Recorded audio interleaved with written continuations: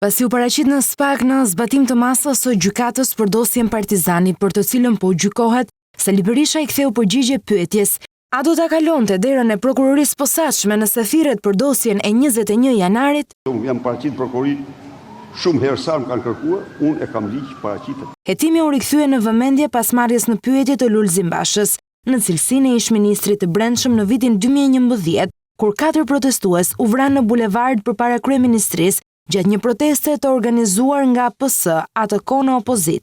Hetimi i plot dhe zbardhja e kësaj çështje është interesi më maksimal i Sali Berishës dhe Partisë Demokratike. Ajo ishte demonstrata më e dhunshme në historinë e vendit me një agjendë politike për mbyshjen e pushtetit. Në cilësinë e ish-kryeministrit të kohës, Berisha tha se nuk ka pasur asnjë urdhër për të qelluar ndaj protestuesve, duke shtuar se Garda e Republikës zbatoi një ligj të miratuar në qeverisjen e Partisë Socialiste.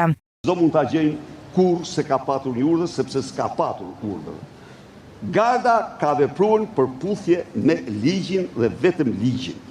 Berisha tribloi pyetjen për dëshminë në SPAK të ish-varësit Lulzim Basha, sot rival politik, ndërsa ju rikthye akuzave ndaj prokurores së përgjithshme të kohës, Ina Rama, dhe kryeministrit për pengim të hetimit.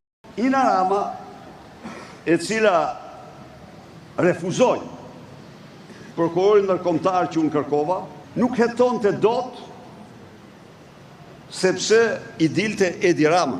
Nga dera e prokurorisë së posaçme, Berisha referoi një dokument që sipas tij vërteton se gjyqtarja Irena Gjoka, që e vuri nën mas për çështjen Partizani, është në shkelje të ligjeve dhe sipas tij nuk duhet të mbajë tokën e zezë të drejtësisë.